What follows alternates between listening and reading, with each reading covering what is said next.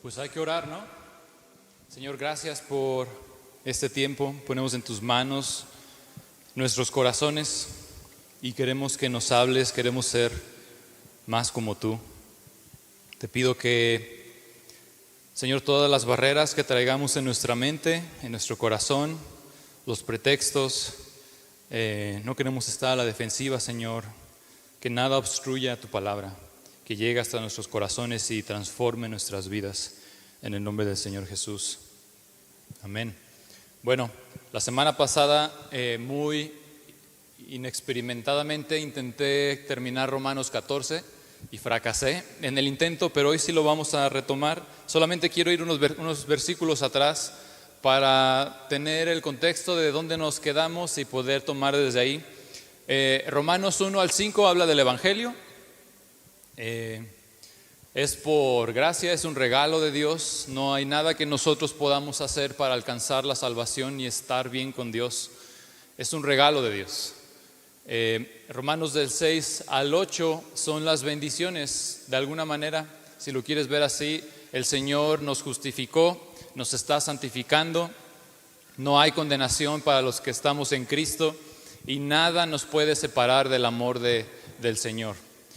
Capítulos 9, 10 y 11 es este paréntesis donde Pablo aborda ciertas preguntas para los judíos en su mayoría, y capítulo 12 es el resultado de cuando una persona recibe el Evangelio, recibe a Cristo, y como resultado todo lo que se desencadena es Romanos 12, 13, 14 y 15. No es un debería, es mi nueva naturaleza. No es un tengo que, es el Señor me está llamando, el Señor me está transformando, es mi nueva naturaleza.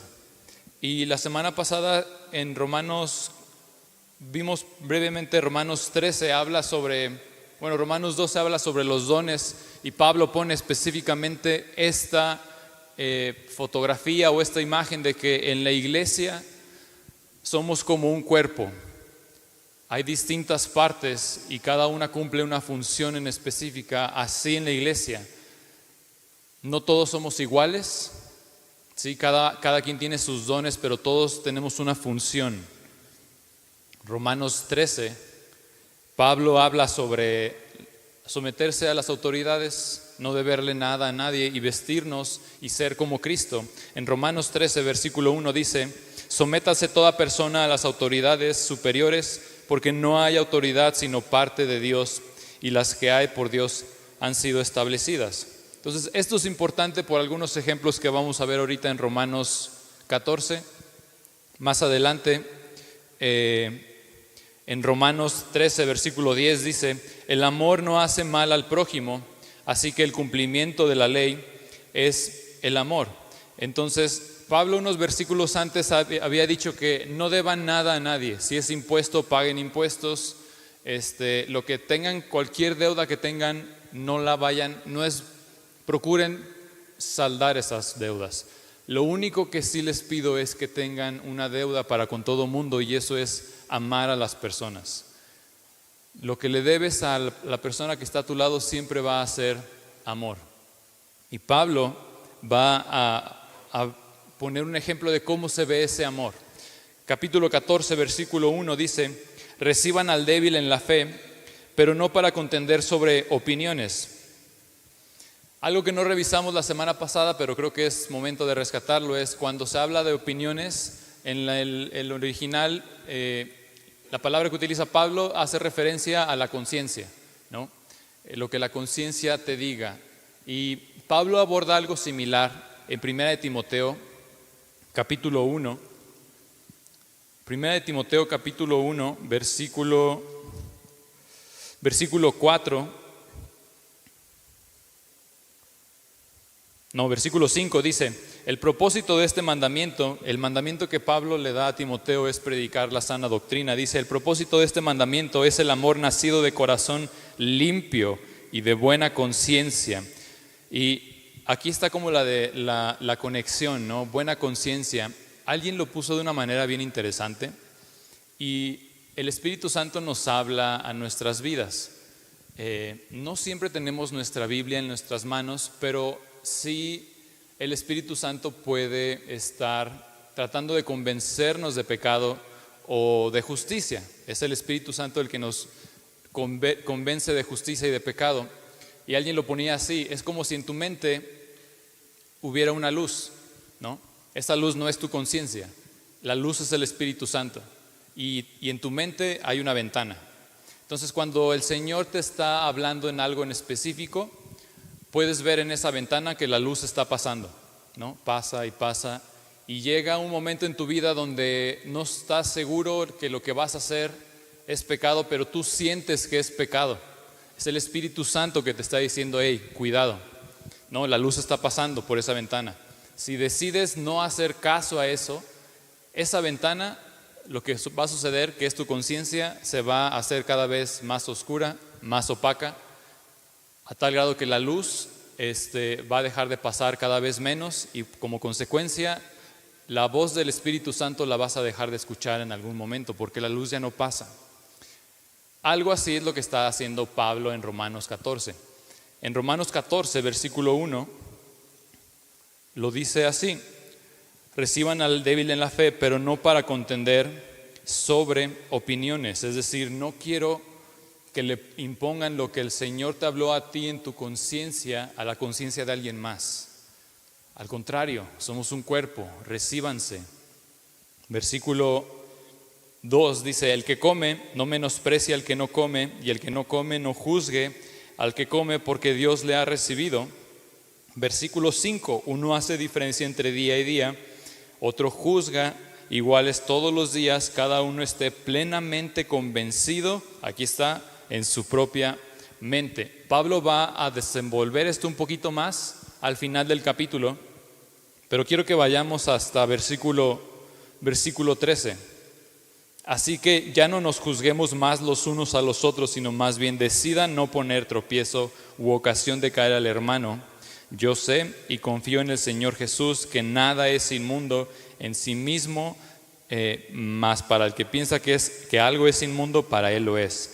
Pero si por causa de la comida tu hermano es contristado, ya no andas conforme al amor.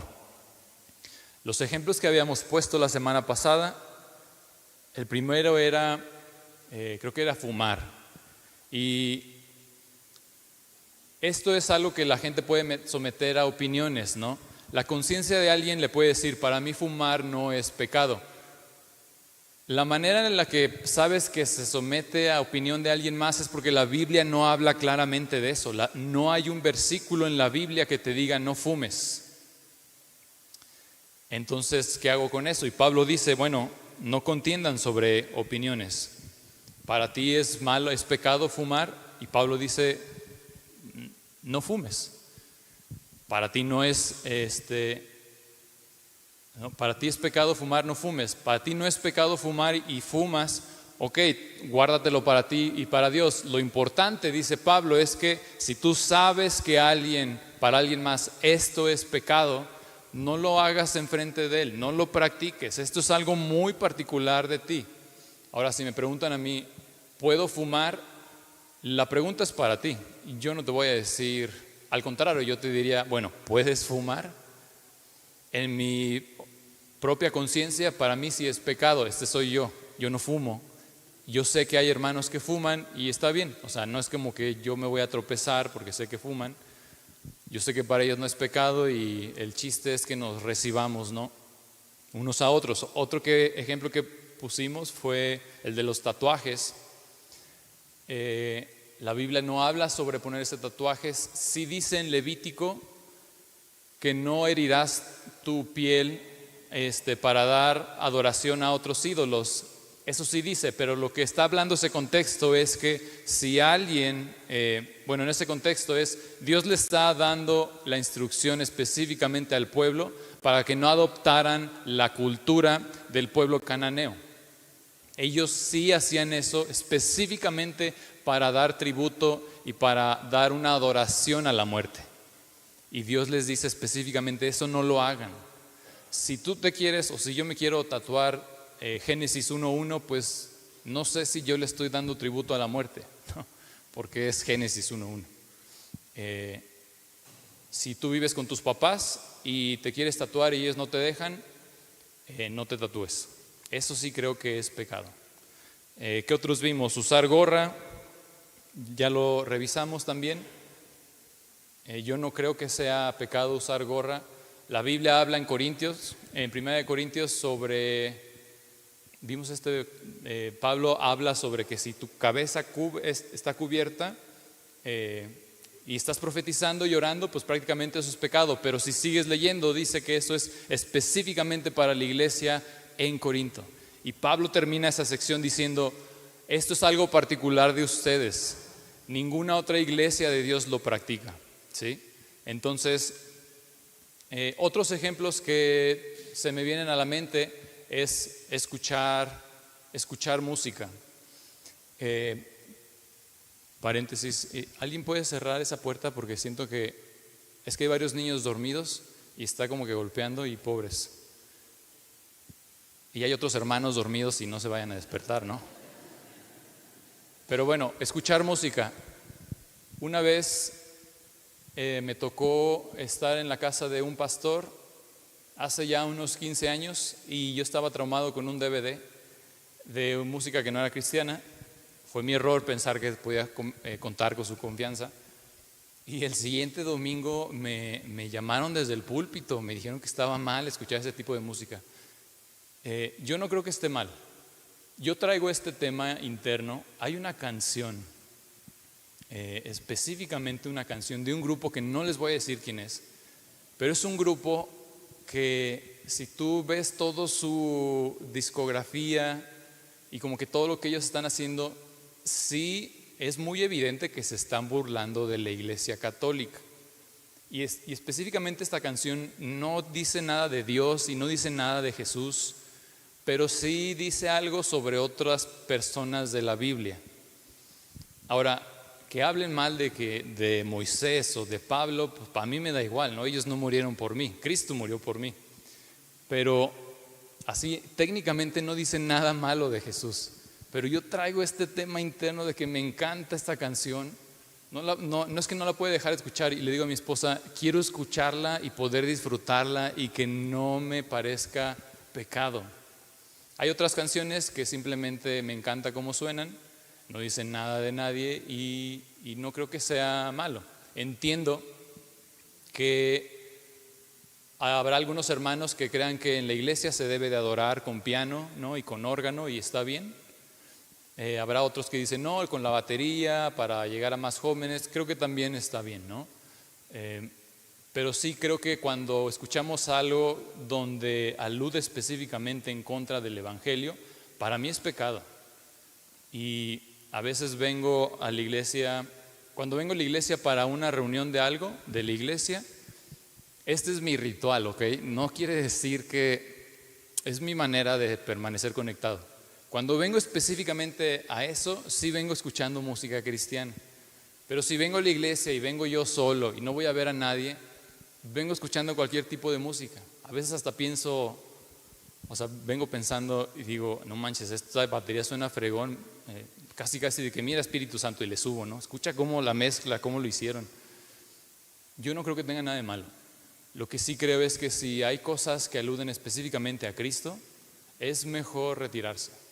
Es mejor, no sabes, lo voy a decir así, no sabes qué otras puertas eso pueda abrir. No que sea misticismo ni nada, pero a lo mejor eso te puede llevar a cierto ambiente que no es bueno para ti. Entonces es mejor quedarte reservado de eso, ¿no? Esa es mi opinión.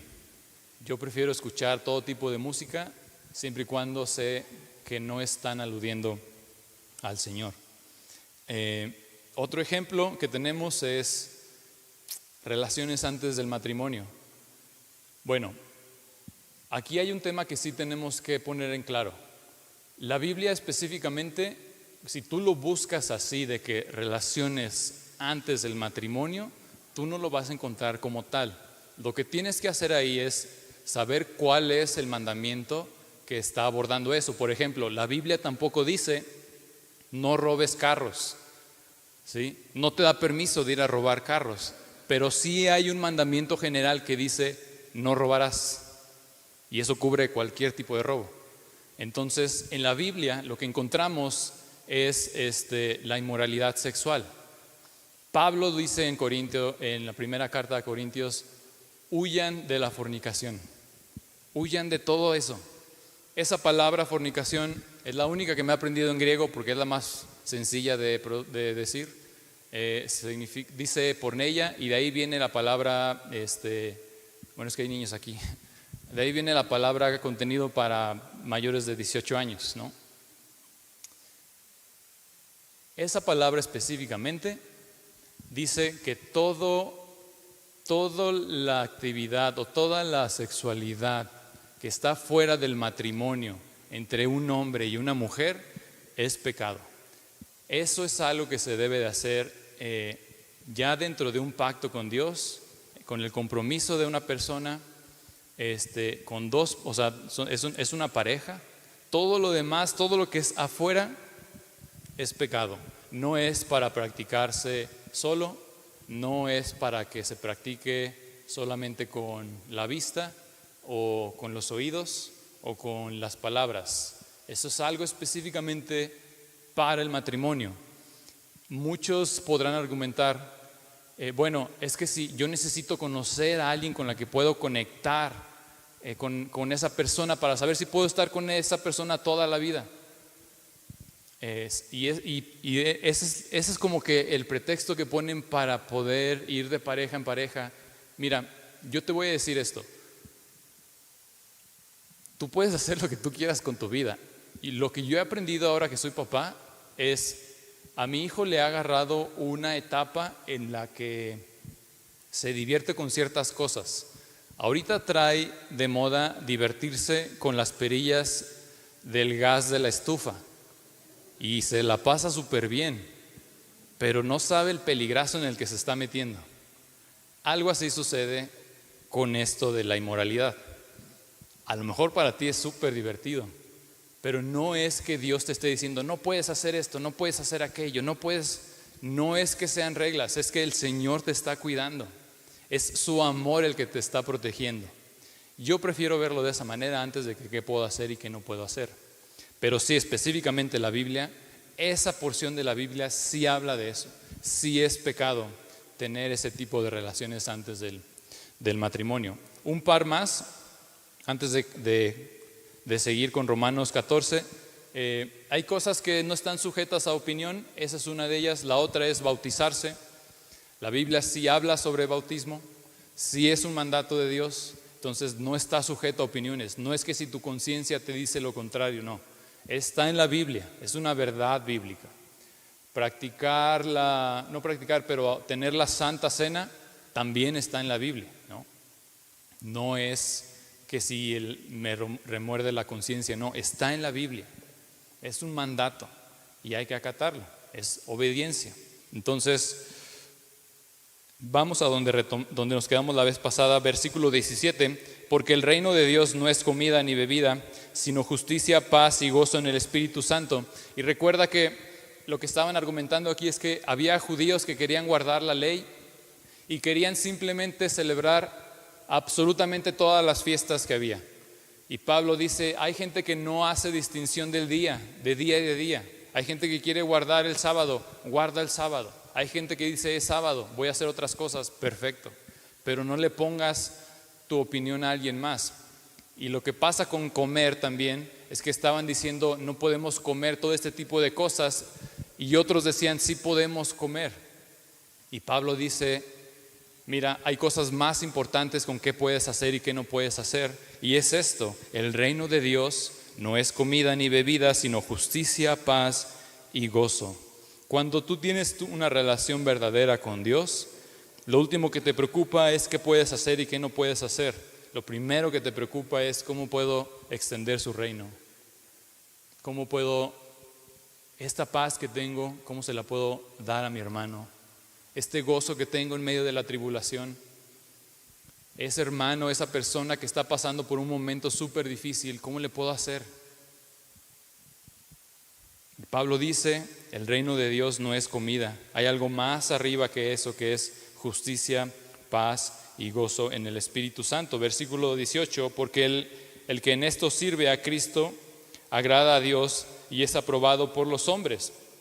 Y mira, para responder la pregunta del millón, ¿cuál es la voluntad de Dios para mi vida? Ya lo dijo Pablo en Romanos 10, es que te parezcas a Cristo, pero aquí hay una extensión de eso. A veces me ha tocado dar consejería y hay gente que me dice, no sé si ese trabajo es para mí. Bueno, el problema es que estás pensando que el trabajo es para ti. Lo que tienes que hacer primero es conocer a Dios. Dios es amor, Dios es misericordia, Dios quiere que todos se salven, Dios quiere que conozcan a su Hijo, cuánto los ama a través de su Hijo. Sabiendo eso, sabiendo que el reino de Dios es paz, justicia y gozo, entonces ahora sí, puedes ir a orar y decirle, Señor, este trabajo, tengo esta oportunidad de este trabajo, pero no sé si aquí voy a poder establecer tu reino. Si es tu voluntad, va. Y si no es tu voluntad, entonces no es tu voluntad que yo esté en ese trabajo. A veces somos muy egoístas con lo que es la voluntad de Dios para nuestras vidas y como dice Pablo, se nos olvida que hay algo más importante, que la gente se salve.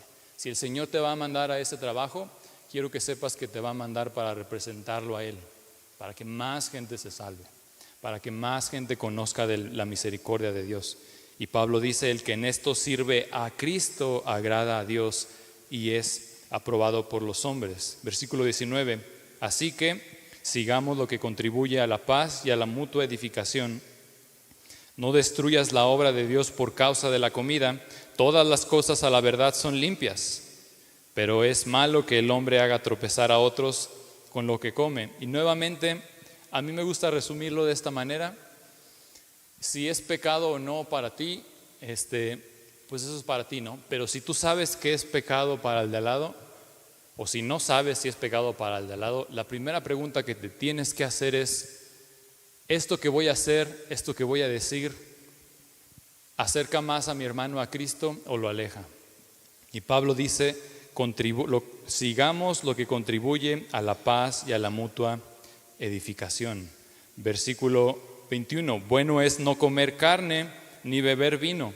Y sí, si quieres guardar la ley, es bueno, es muy bueno. Pablo dice, bueno es no comer carne ni beber vino. De hecho, ahorita me acabo de acordar que no pusimos el ejemplo de las borracheras.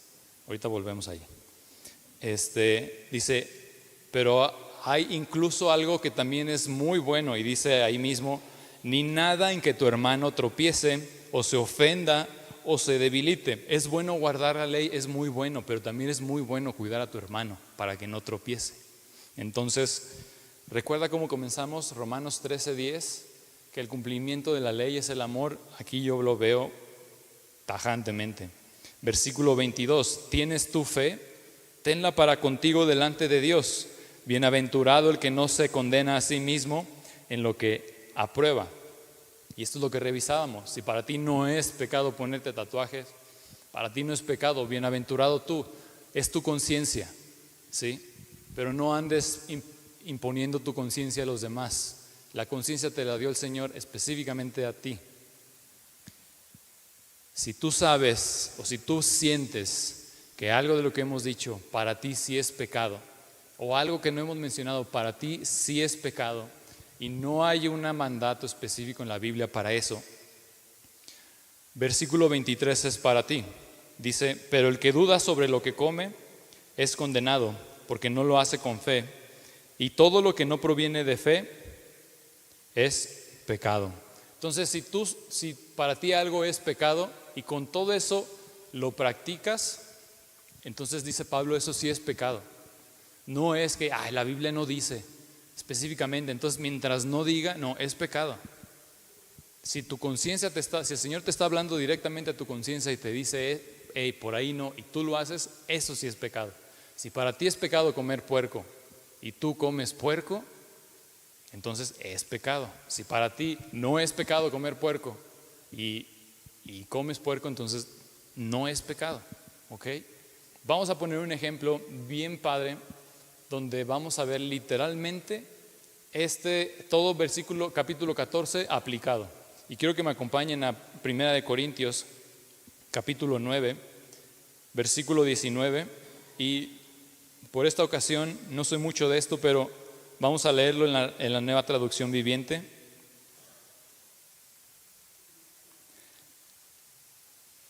En esta porción de 1 de Corintios, Pablo está abordando el tema de que él es apóstol y que él debería o él podría reclamar el derecho de obtener ofrendas de las iglesias para poder llevar a cabo su ministerio.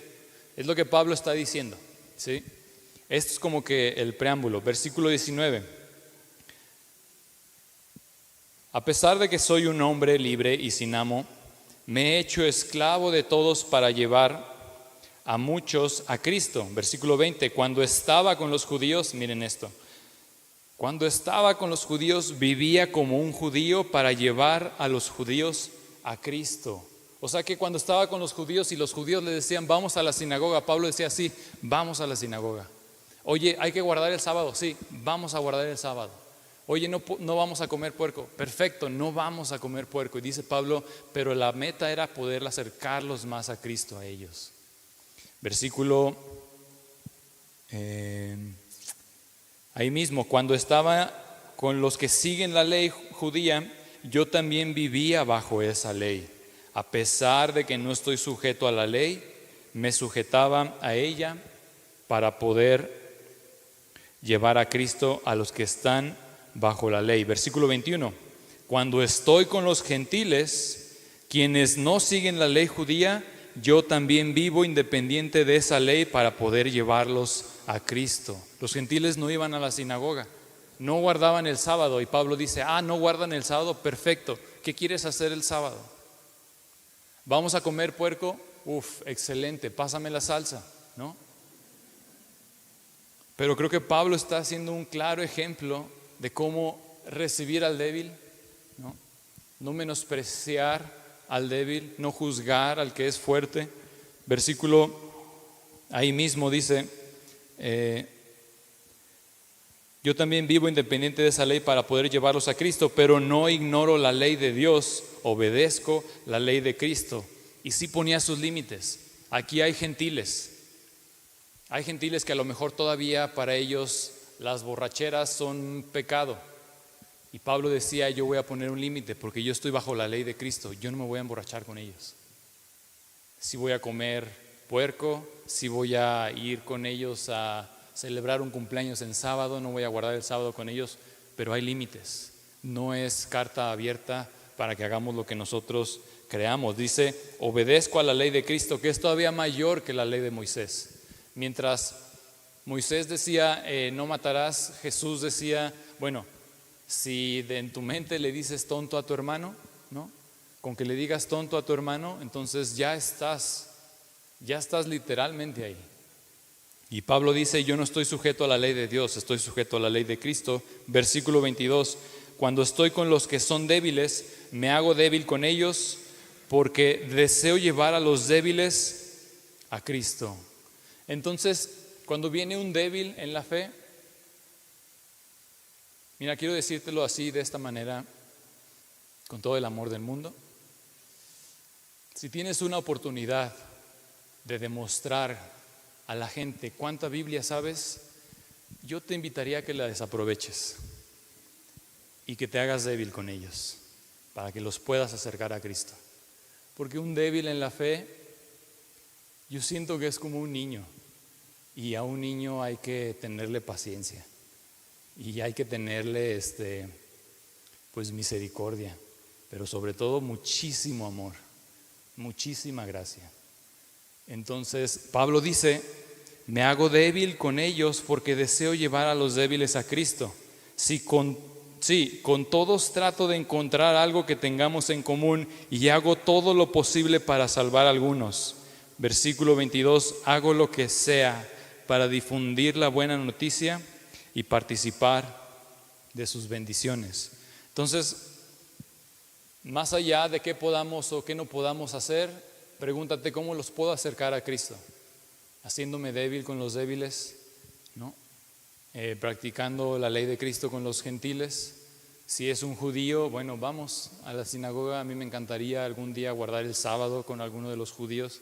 a ver cómo es, no a ver qué hacen, o a ver qué tanto me regañan por, no sé, usar cierto tipo de ropa, no sé, pero me gustaría. Si para ti es pecado o si tú crees que ya no debes de guardar la ley, no la guardes, pero estás bajo la ley de Cristo.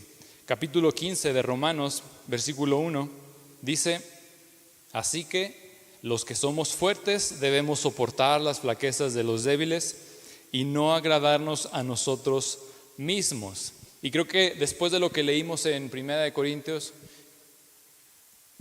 podemos decir que Pablo está con los fuertes. El hecho de que Pablo se ponga él mismo con los fuertes, después de saber que él con los judíos practica la ley, con los gentiles está cerca de ellos, con los débiles se hace débiles, y dice Pablo en Romanos 15:1, debemos soportar las flaquezas de los débiles y no agradarnos a nosotros mismos. Creo que es justo decir que Pablo sí estaba bien ubicado en donde está él, ¿no? Eso suena un poquito a vanagloria, pero Pablo va ahorita a romper ese argumento.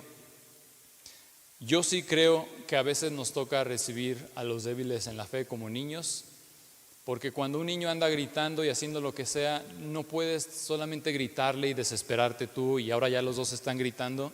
Se supone que tú eres el maduro.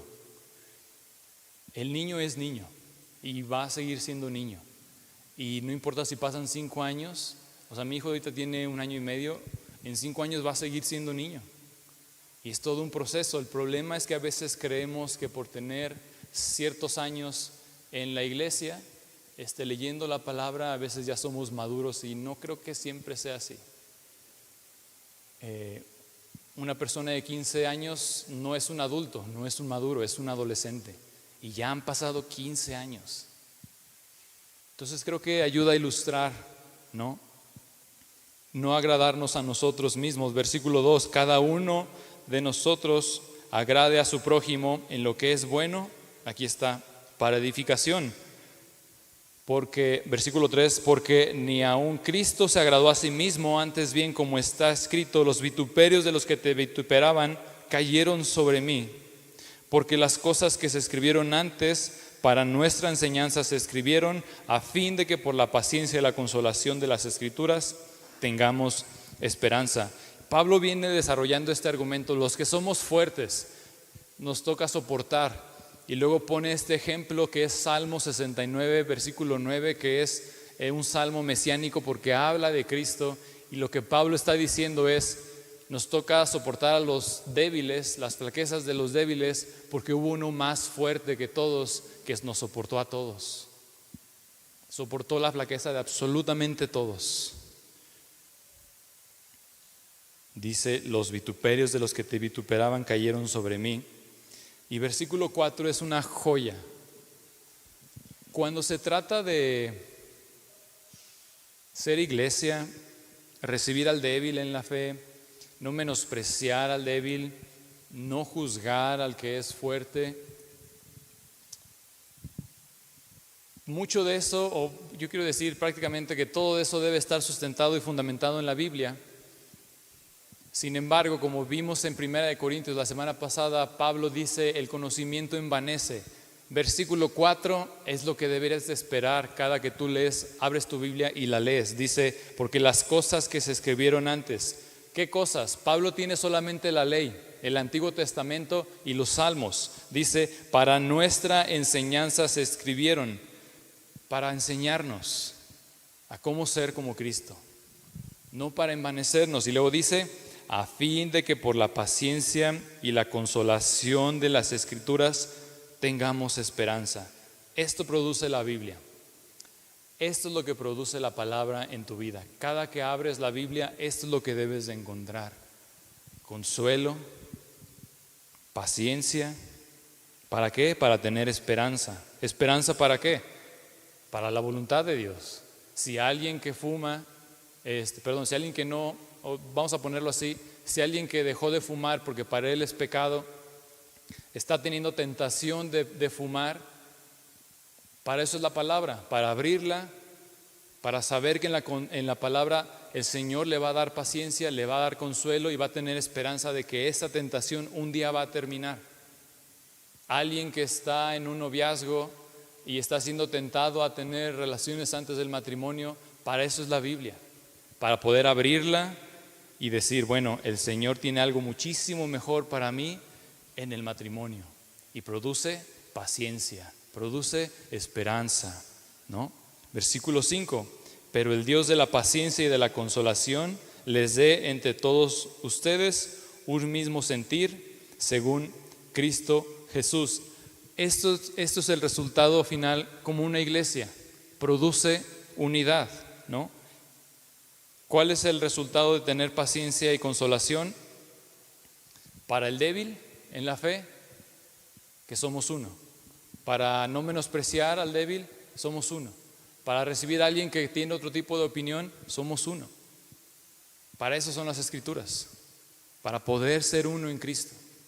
Para todos como iglesia, como dice versículo 6, para que unánimes a una voz glorifiquen al Dios y Padre de nuestro Señor Jesucristo. Para eso es la palabra de Dios.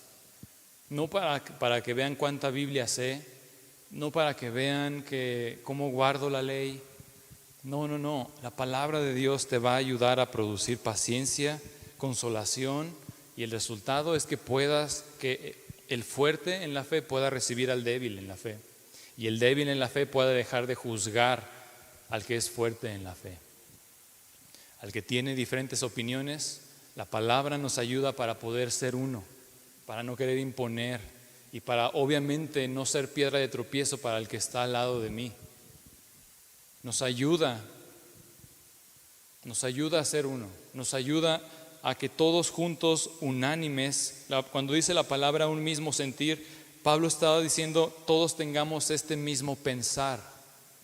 Todos deberíamos de pensar eso, unánimes, que todo es para Dios, todo es para la gloria de Dios, absolutamente todo.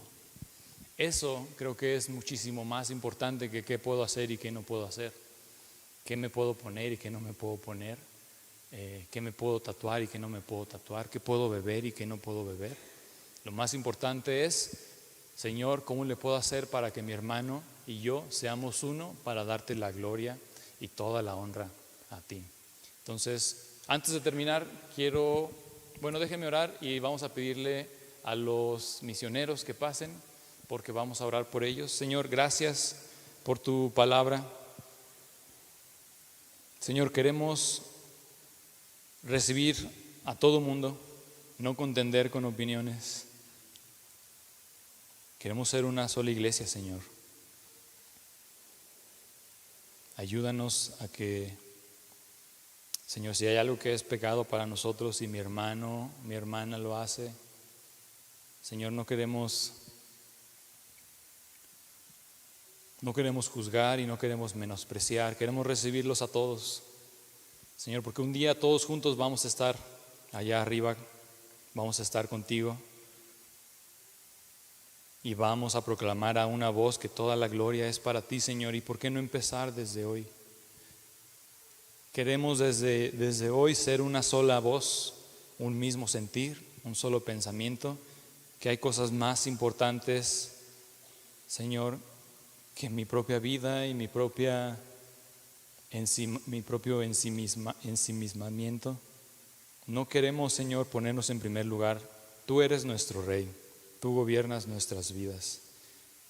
Y queremos pedirte, Señor, que cada que estemos pasando por tentación, que cada que nos veamos, Señor, en una situación de juzgar al débil, de juzgar al fuerte y de menospreciar al débil, que tu palabra nos ayude, Señor, a tener esa paciencia con ellos, así como tú has tenido paciencia con nosotros, así como hemos encontrado consuelo en ti, y que podamos tener esperanza, Señor. En el nombre del Señor Jesús. Amén.